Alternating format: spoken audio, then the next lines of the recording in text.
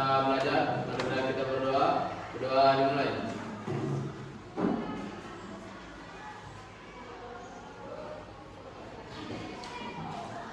Doa mulai.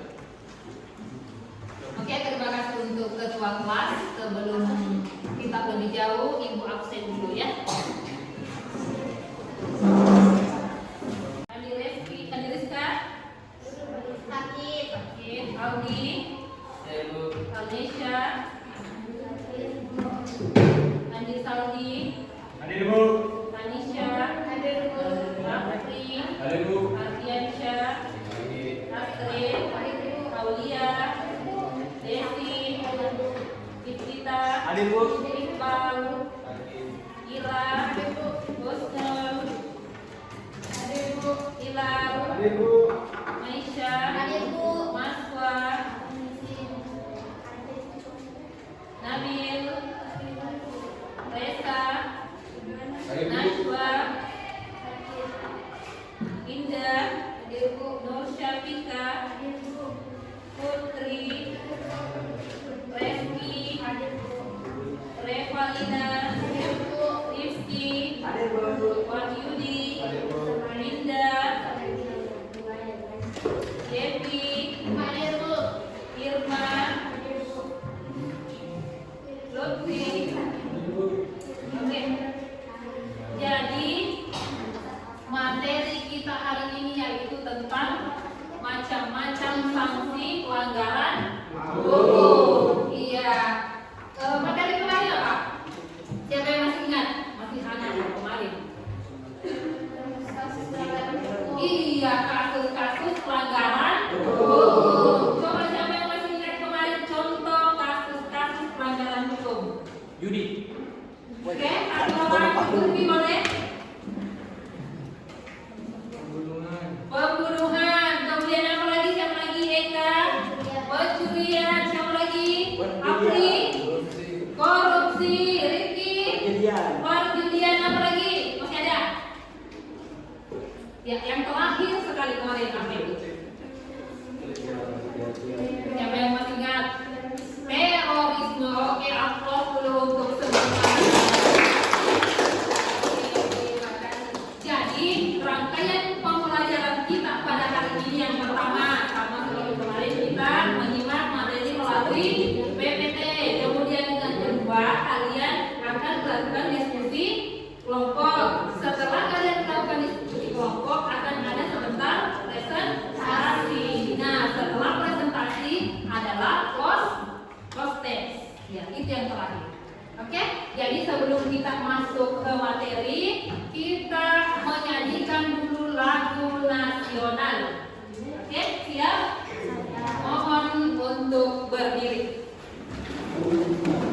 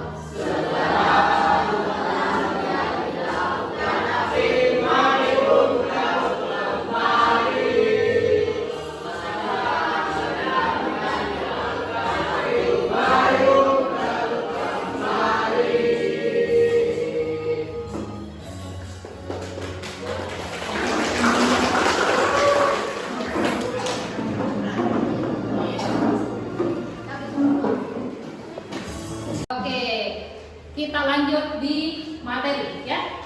Jadi tujuan kita mempelajari materi hari ini itu adalah yang pertama, kalian diharapkan dapat mengidentifikasi macam-macam sanksi pelanggaran hukum. Kemudian yang kedua, setelah kalian berdiskusi kelompok sebentar, kalian diharapkan dapat menganalisis kasus-kasus sanksi pelanggaran hukum.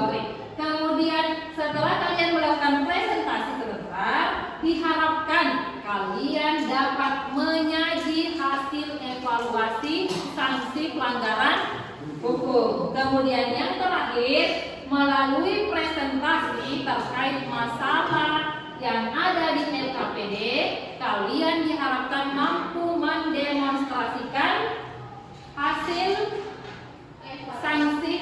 evaluasi dari sanksi pelanggaran hukum. Oke, jadi itu tujuan kita mempelajari materi sanksi pelanggaran hukum. Kira-kira apa manfaat yang akan kalian peroleh setelah kalian belajar tentang materi sanksi pelanggaran hukum? Kira-kira apa manfaatnya?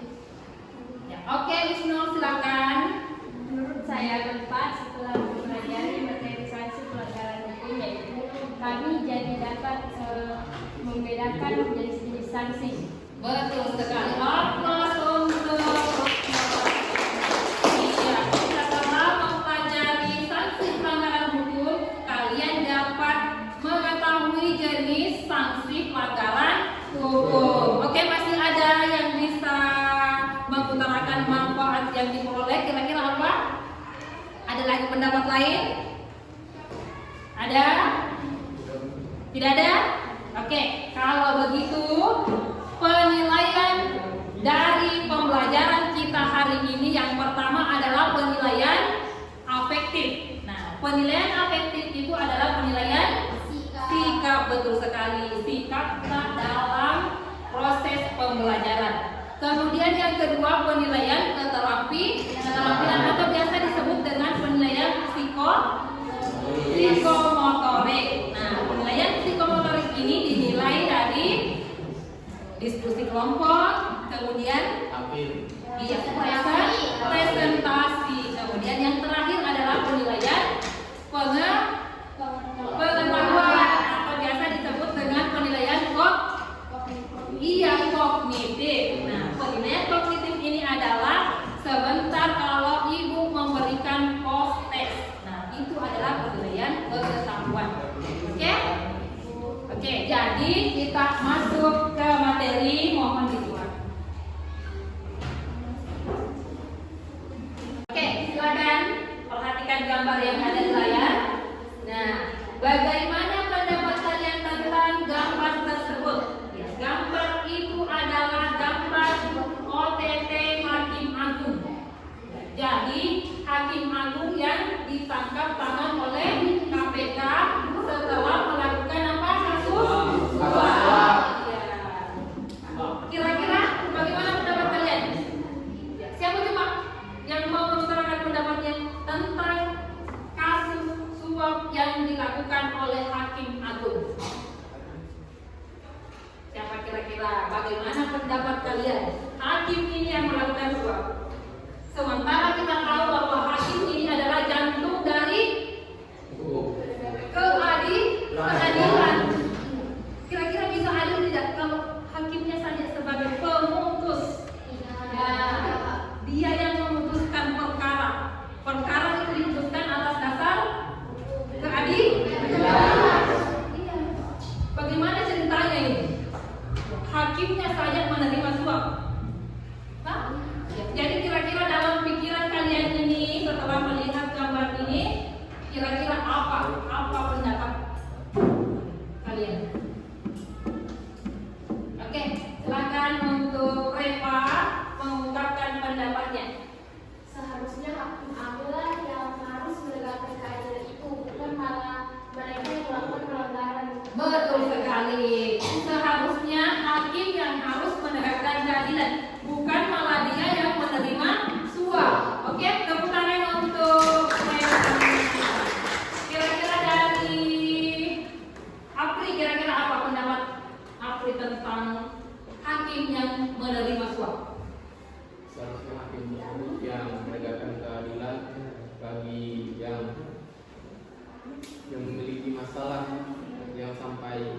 bawa ke pengadilan.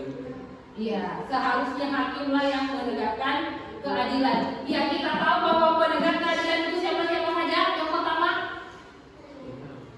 polisi, kemudian jaksa, kemudian pengacara atau disebut dengan advo. Ya, oke, penasihat hukum boleh advokat. Kemudian yang terakhir apa lagi? Yang terakhir apa? Lembaga penegak hukum. Sudah ada dari polisi, advokat, hakim, jaksa, terakhir KPK, Komisi Pemberantasan Korupsi. Oke, nah, apakah hukum di Indonesia baik-baik saja? Tidak. Terbukti dari hakim agung saja yang menerima suap. Sampai detik ini, tahun ini, hakim yang terlibat korupsi itu ada 24 hakim. Jadi itu buktinya bahwa hukum di Indonesia tidak baik-baik saja. Kemudian sanksi apa yang pantas diberikan kira-kira kepada hakim agung? Apakah hukuman mati? Apakah penjara seumur hidup atau penjara hanya 5 tahun atau 2 tahun? Ya, kira-kira menurut kalian bagaimana? Apakah dia pantas untuk seumur hidup? Ya, sayang sekali untuk pelaku korupsi Indonesia belum menetapkan hukuman mati kecuali bagi pengedar narkoba. Kalau pengedar narkoba sudah ada sanksi hukuman mati. Tapi kalau korupsi belum, seandainya pelaku korupsi diberikan hukuman mati, mungkin saja pelaku korupsi sudah tidak sebanyak sekarang. Dari tahun 2019 sampai 2021 ada 1.440 kasus korupsi yang terjadi di Indonesia. Bayangkan. Ya. Oke, kita lanjut. Sanksi hukum. Sanksi hukum yaitu alat, ya, alat kekuasaan yang bersifat hukum publik yang dapat digunakan oleh pemerintah sebagai reaksi atas ketidakpatuhan terhadap kewajiban yang terdapat dalam norma hukum negara. Contoh saja di lingkungan sekolah. Kalau kalian melanggar, apa sanksi yang didapat? Hukuman. Inilah sanksi. Contoh misalnya kalian tidak memasukkan baju. Sanksi yang diperoleh adalah cubit. Itu bentuk sanksi. Oke, selanjutnya sanksi hukum. Nah, silakan coba Hilal. Coba baca sanksi pidana. Sanksi pidana merupakan penderitaan yang dijatuhkan kepada orang yang melakukan perbuatan yang telah dilarang oleh hukum pidana. Iya, sanksi pidana merupakan penderitaan yang dijatuhkan kepada orang yang melakukan perbuatan yang telah dilarang oleh hukum pidana. Contoh yang termasuk hukum pidana itu apa? Pembunuhan. Itu termasuk sanksi pidana. Kemudian sanksi administratif. Coba Ira. Coba dibaca Ira.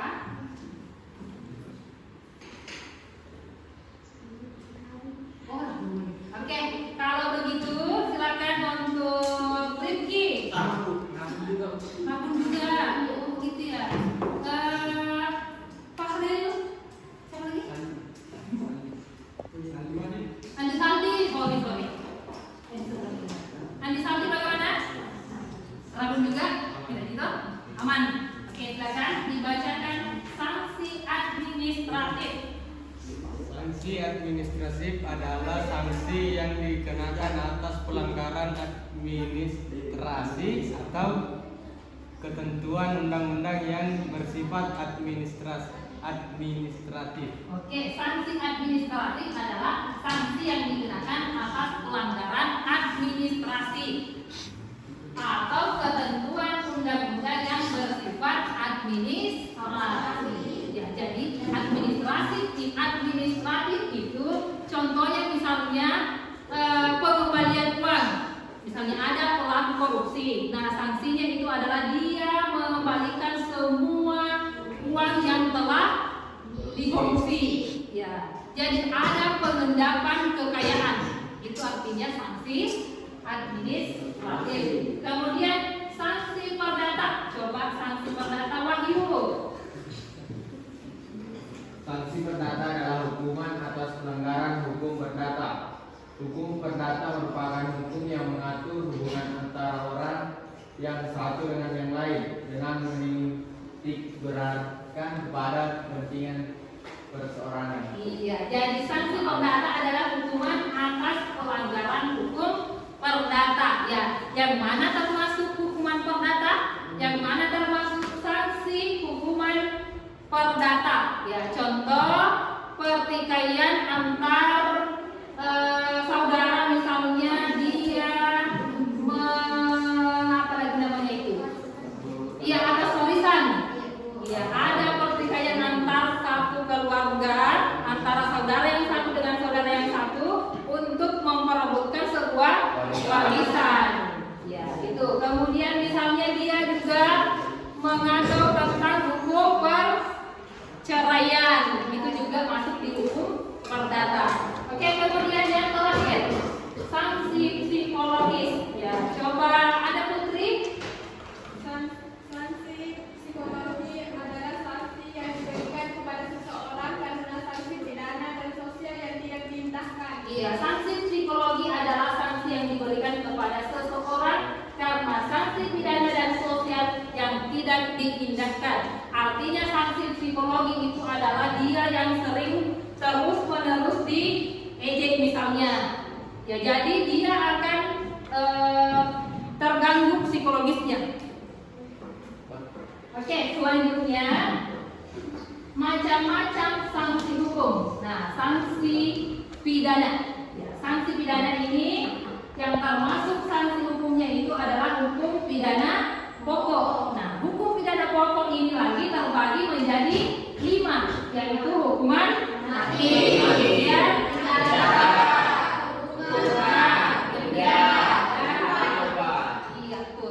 kemudian hukuman tambahannya apa? Iya, pencabutan beberapa hak tertentu, kemudian perampasan barang tertentu, kemudian hukuman mati.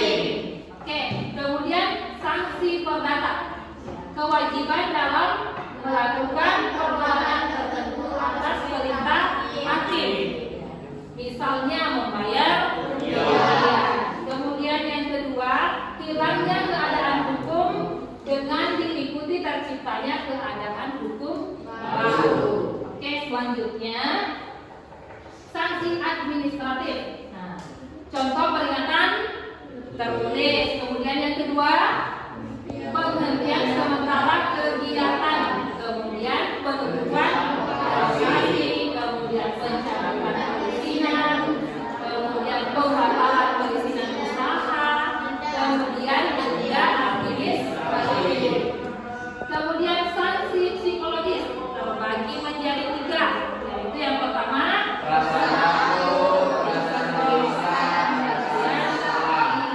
perasaan takut, kemudian ada rasa gelisah, kemudian ada rasa salah. Sifat sanksi hukum, ya sifatnya ada 2, tegas dan nyata.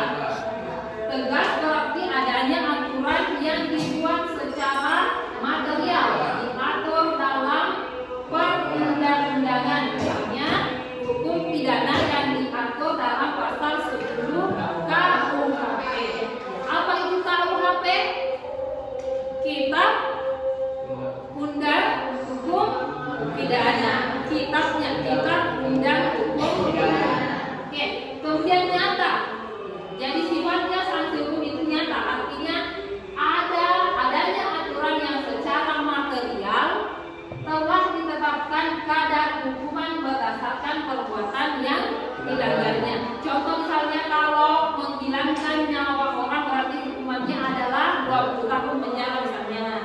Jadi sesuai dengan kadar pelanggaran yang dilakukan oleh si pelanggar. Oke. Selanjutnya adalah bahan diskusi kalian. Untuk kelompok 1, sanksi pidana, jadi silahkan dicari materinya, kemudian buat mind mapping dari materi yang kalian peroleh, ya. Kemudian kelompok 2, mana kelompok 2? Oh, kelompok 2 di sini, sanksi perdata, sama seperti tadi, cari materinya, kemudian buat mind mapping. Ya. Kemudian sanksi administratif untuk kelompok 3 mana? Ya, cari materi, kemudian buat mind mapping yang cari materi-materi yang penting-penting saja. Oke. Kemudian kelompok 4, sanksi masyarakat, sama seperti tadi ya, cari materinya, kemudian buat mind mapping. Oke, siap ya? Silakan. Ibu berikan waktu 10 menit boleh? Bisa? Bisa. Bisa ya? Oke.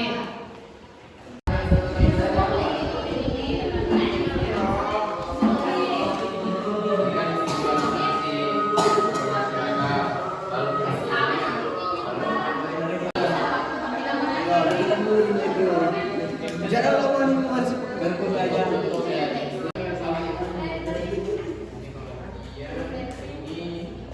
Oke, bagaimana? Apakah sudah selesai semua? Oke, kalau begitu saatnya kita presentasi ya. Jadi yang presentasi pertama itu adalah kelompok 1. Silakan kelompok 1. Presentasikan hasil mind mapping-nya.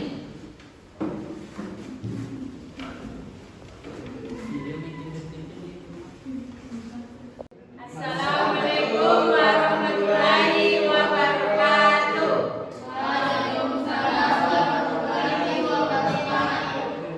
Kami dari kelompok 1, kami akan mempresentasikan materi yang kami telah diskusikan, yaitu sanksi hukum pidana.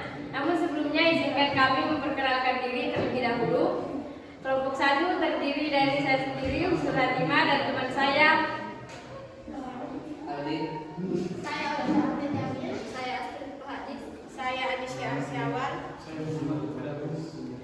Sekarang saya akan menjelaskan materi yang telah kami diskusikan, yaitu sanksi hukum pidana.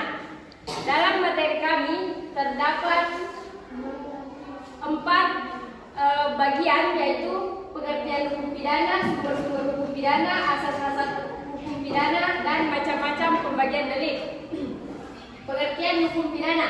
Hukum pidana adalah keseluruhan dari peraturan-peraturan yang menentukan perbuatan apa yang dilarang dan termasuk ke dalam tindak pidana, serta menentukan hukuman apa yang dapat dijatuhkan terhadap yang melakukannya. Adapun sumber-sumber hukum pidana. Sistematika Kitab Undang-Undang Hukum Pidana antara lain: 1. Buku 1 tentang ketentuan umum pasal 1 sampai 103. Buku 2 tentang kejahatan pasal 104 sampai 488. Buku 3 tentang pelanggaran pasal 489 sampai 569. Dan juga ada beberapa undang-undang yang mengatur tindak pidana kasus yang dibuat setelah kemerdekaan, antara lain Undang-Undang Nomor 8 Tahun 1955 tentang tindak pidana imigrasi, Undang-Undang Nomor 9 Tahun 1967 tentang narkoba, Undang-Undang Nomor 16 Tahun 2003 tentang anti terorisme. Selanjutnya, asas-asas hukum pidana. Asas-asas hukum pidana ada 5, yaitu asas legalitas, asas tiada pidana, tiada kesalahan, asas teritorial, asas nasionalitas aktif, dan asas nasionalitas pasif. Selanjutnya macam-macam pembagian delik. Yang pertama, delik yang dilakukan dengan sengaja, misalnya sengaja merampas jiwa orang lain, pasal 38 KUHP, dan delik yang disebabkan karena kurang hati-hati, misalnya karena kesalahan telah menimbulkan matinya orang lain dalam lalu lintas di jalan, pasal 351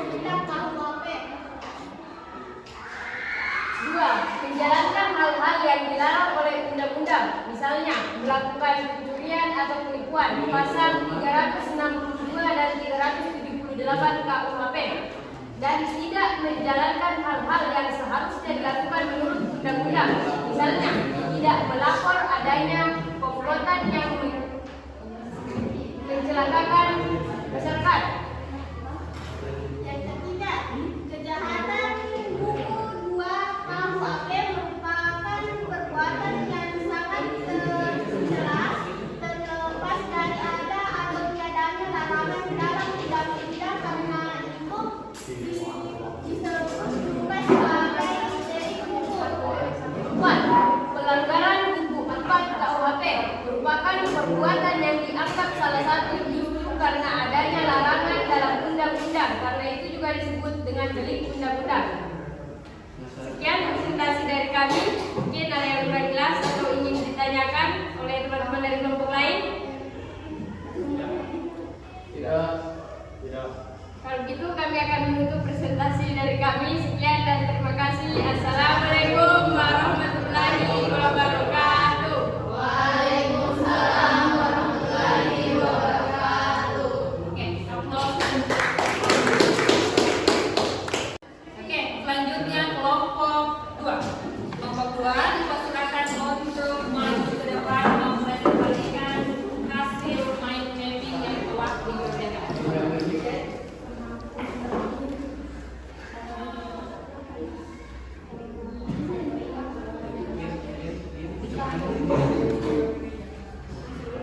Assalamualaikum warahmatullahi wabarakatuh. Waalaikumsalam warahmatullahi wabarakatuh.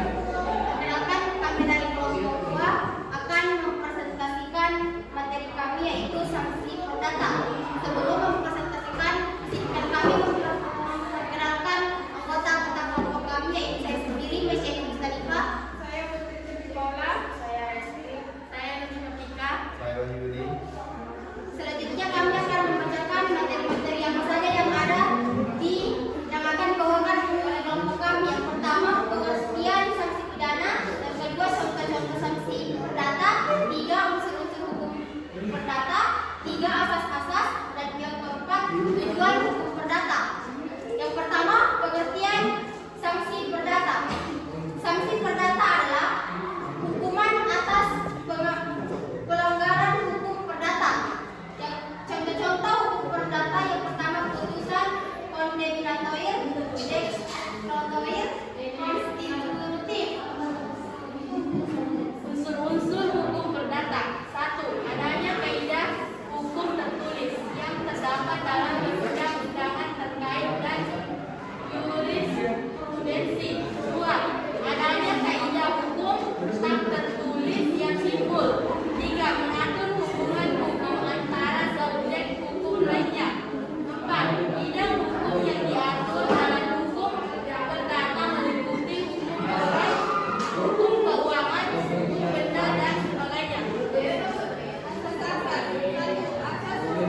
yang melindungi hak asasi manusia. 2. Asas bahwa setiap orang harus mempunyai hak kebebasan dan keamanan hukum. 3. Asas perlindungan kepada orang orang. 4. Asas hak milik. 5. Asas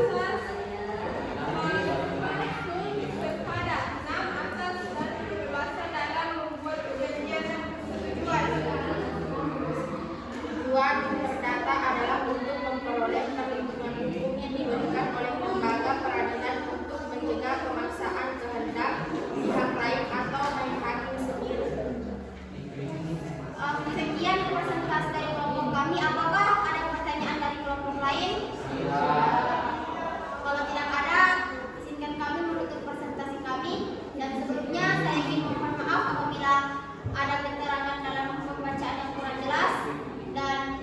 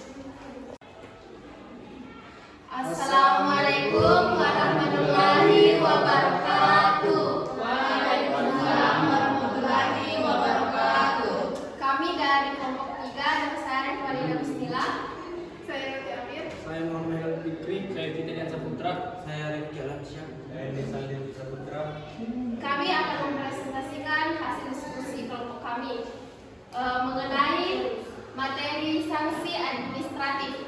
Yang pertama yaitu pengertian sanksi administratif yang akan dibacakan oleh rekan saya Andi Sandi Saputra.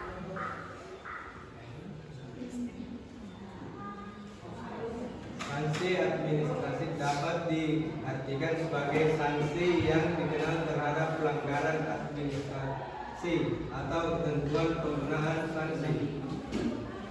Ketentuan undang-undang yang bersifat administrasi. Penggunaan sanksi administrasi ini merupakan salah satu kewenangan yang dimiliki pemerintahan yang berasal dari hukum administrasi tertulis dan tidak tertulis.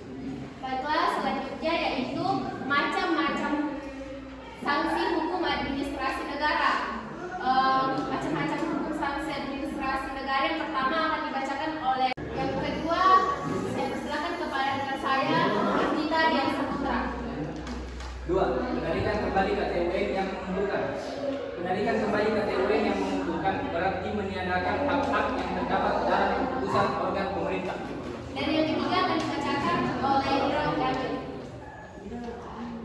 Nomor 3,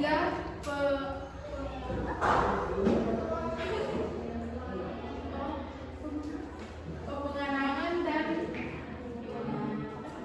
pengenangan uang paksa.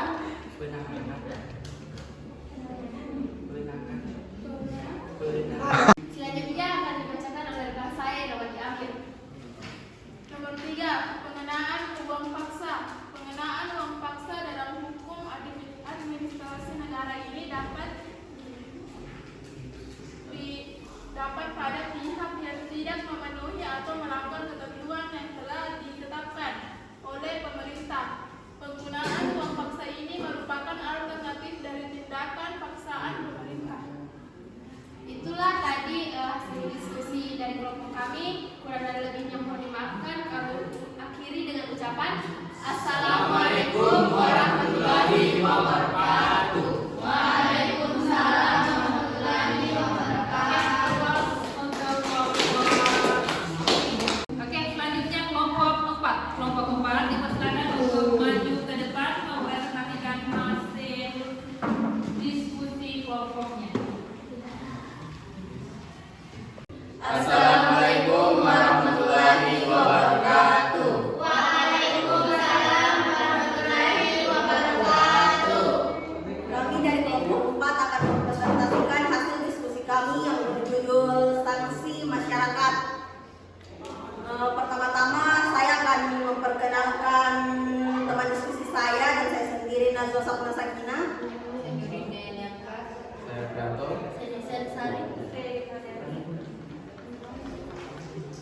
Materi pertama yaitu pengertian akan dibacakan oleh teman saya Aprianto.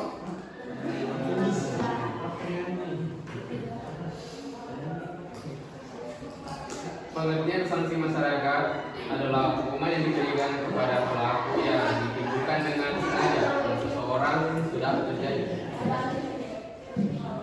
Dan yang kedua, tujuan dari sanksi masyarakat akan dibacakan oleh Desi Ansari.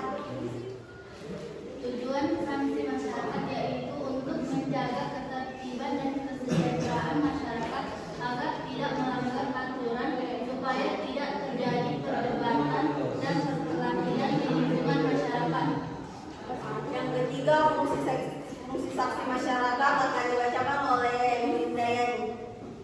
Fungsi sanksi masyarakat adalah untuk menjaga tingkah laku masyarakat agar sesuai dengan nilai dan norma yang berlaku dalam masyarakat dan untuk menjadi pedoman dalam kurung aturan masyarakat dalam pergaulan sosial dan masyarakat. Manfaat sanksi masyarakat saya membacakan sendiri, yaitu dengan adanya sanksi diharapkan masyarakat bisa menjadi dengan tidak melanggar aturan yang diberikan dan orang yang melanggar hukum dapat mengetahui kesalahan mereka dan tidak mengulanginya. Dengan begitu masyarakat bisa bersikap lebih disiplin dalam mematuhi hukum. Dan terakhir akan dibacakan oleh Imam Hadian. Contoh sanksi masyarakat yang pertama, orang yang melakukan aktivitas pembinaan dari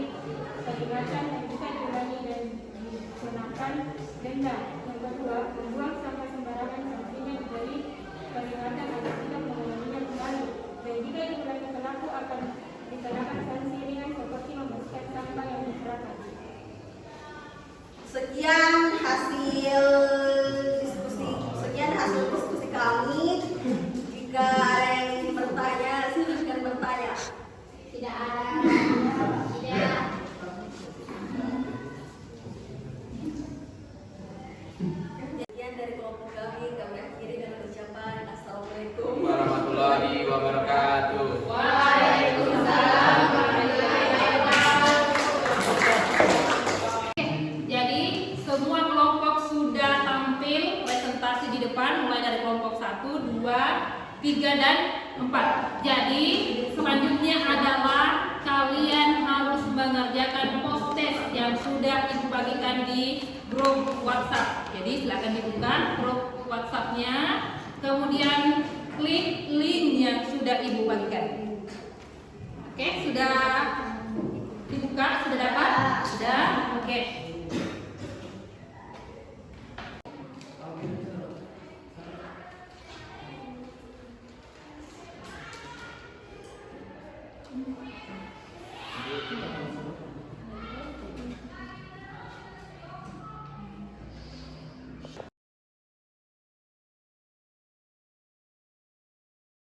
Bagaimana? Apakah sudah selesai semua mengisi post-test? Sudah. Oke, kalau begitu berakhir sudah pembelajaran kita hari ini. Jadi saya minta kepada salah satu dari kalian untuk menyimpulkan materi pembelajaran kita. Siapa kira-kira yang mau menyimpulkan? Oke, silahkan Eka untuk menyimpulkan materi hari ini.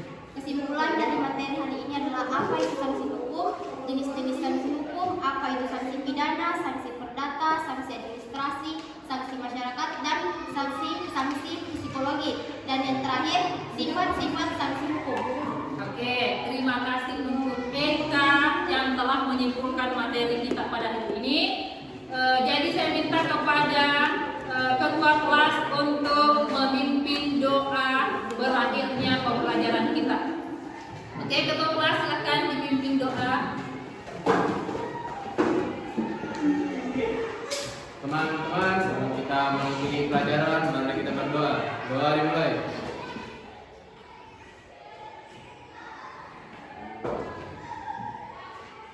Doa selesai. Baik, terima kasih kepada Aprianto. Saya tutup dengan ucapan Assalamualaikum warahmatullahi wabarakatuh. Sampai jumpa untuk pertemuan kita selanjutnya, yaitu di uji kompetensi.